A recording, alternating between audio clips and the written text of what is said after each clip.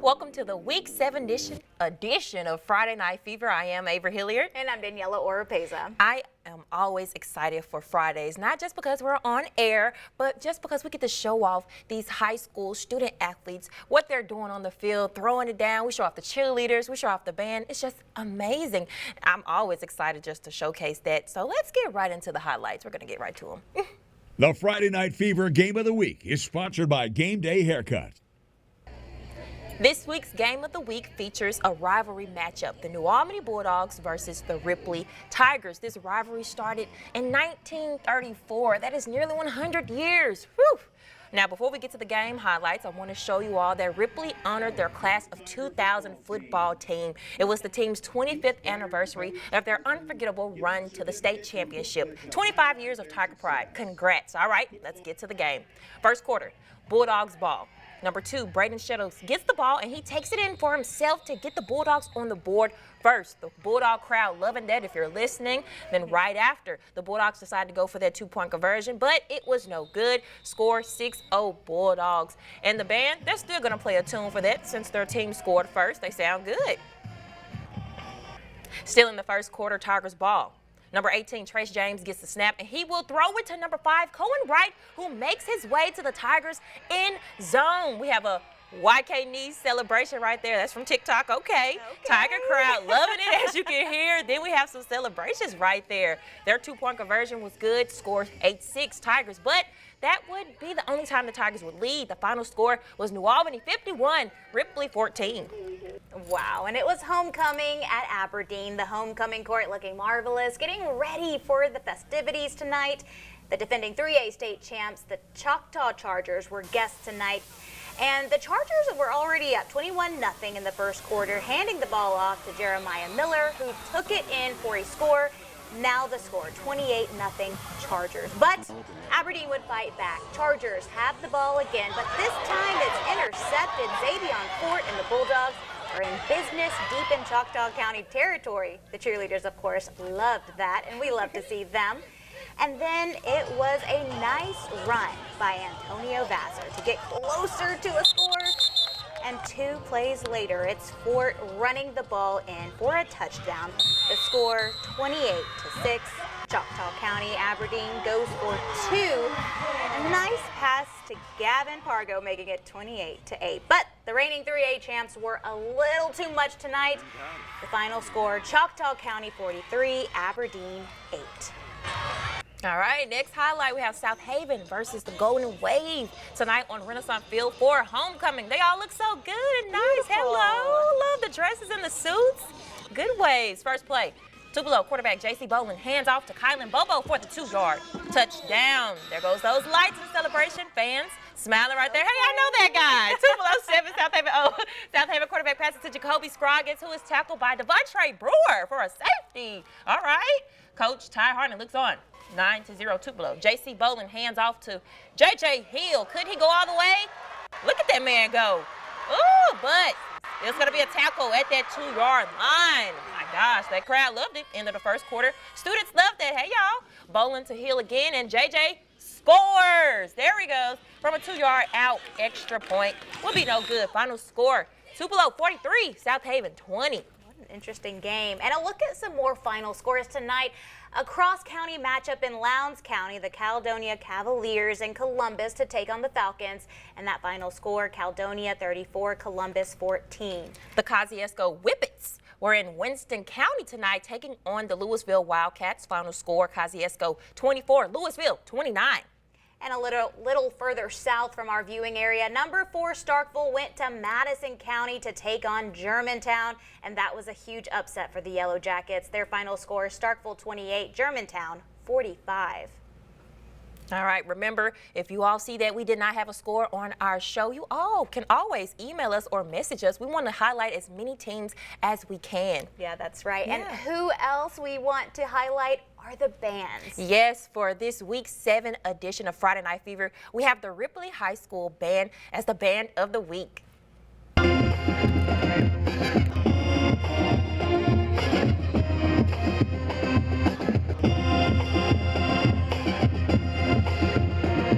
The Friday Night Fever Band of the Week is sponsored by Northeast Mississippi Community College.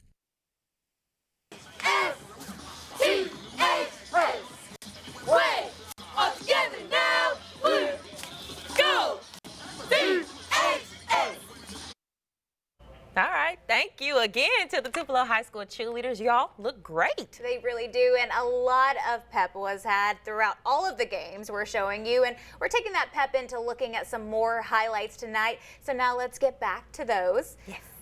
The Hamilton Lions were at home tonight to entertain the Vardaman Rams. Look at them coming on out. Both teams looking for a big win. I know everybody's ready. Now we're going to pick it up in their first quarter. Hamilton on the ball. Quarterback Justin Verner makes a nice pitch to number 25, Tez Danner. All right. And he does some real fancy running along from one side of the field to the other to score that touchdown. All right. The two players will celebrate with a dance at the end of the play. And the band was feeling good. Extra point was good. It was 7-0 Hamilton. Later, still in the first quarter, it was Tez Danner again. This time on the left side with a nice run and another touchdown. The extra point was good, and now it's 14-0 Lions. The cheerleaders, of course, approved the call. And that final score, Hamilton 35, Vardaman 21. And West Point Green Wave took on the Pontotoc Warriors tonight. You can see the Green Waves band setting the tone for tonight, and they did a lot of prep work for this game. The Green Wave hiked the ball. Colt Whitaker passes to Kingston Branham, who is looking to get past the Warriors. The Warriors, Jaden Strong tries to tackle, and he's hanging on, hoping to bring Branham down. It's a team effort to push the ball into the end zone. Wow, and now Pontotoc Warriors band is playing to keep their spirits up. It's a whole team effort, whole school effort. The Warriors tried to push back the Green Wave, with the team getting Markavion Jones over into the end zone. Now, it was a whole lot of action tonight. The Warriors cheer team helping to celebrate their efforts to put points on the board. Wow. That band sounding excellent. But before the first half is over, the Green Wave starting at the 17-yard line. Kasavion Shelton later has the ball and makes an amazing 83-yard dash for a touchdown. And in that final score, Pontotoc 13, West Point 50.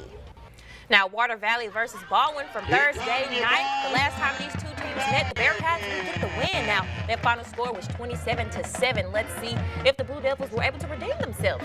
We're going to go on into their first quarter. Bearcats ball. Number 12, Rush Watkins gets the snap and hands off to number 6, Gray Ernest, who will head for the end zone. Bearcats will get on the board. First, look at that man go. Score 6-0 Bearcats.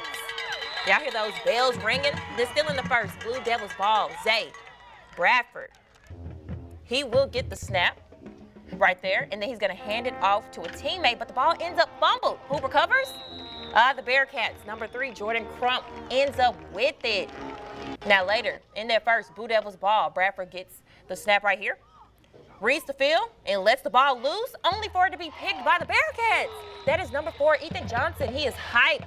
Yeah, that man. He said, I'm that man right there. Plays later, Bearcats ball. Watkins gets the snap, throws a nice one. Look at that, near the 10-yard line, my goodness. To number 21, Brandon Johnson. He makes it to the end zone. He's celebrating, bells are ringing, everybody is happy. The extra point was good, score 16-0 Bearcats now. It was all the Bearcats. Their final score, Baldwin 43, Water Valley 12. And a few more final scores for you tonight. The Vinemont Eagles were in Pickens County, Alabama to take on the Gordo Green Wave. Vinemont 22, Gordo 19. Back in Mississippi, the Starkville Academy Volunteers hosted the Chiefs from Magnolia Heights. Final score, Starkville Academy 14, Magnolia 42. And the Oak Hill Academy Raiders made the trip to Maiden, Mississippi to take on the Leake Academy Rebels. That final score, Oak Hill 14, Leake Academy 41.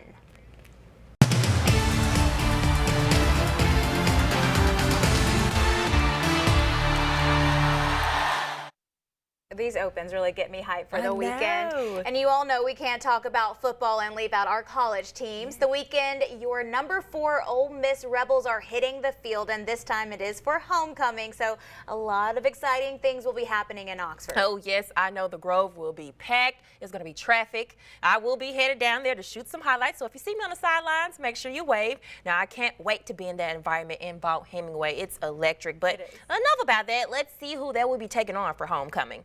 The number 4 Ole Miss Rebels are off their bye week. They had time to rest. Now it's time to get back on that field. And they are ready to take on the Washington State Cougars at home again for HoCo. The undefeated Rebels are set to hit the field early this homecoming. The game starts at 11:45 Saturday morning. Yes, early in the morning. Fans are asked to wear Navy this game. If you will not be in attendance, you can tune in to SEC Network.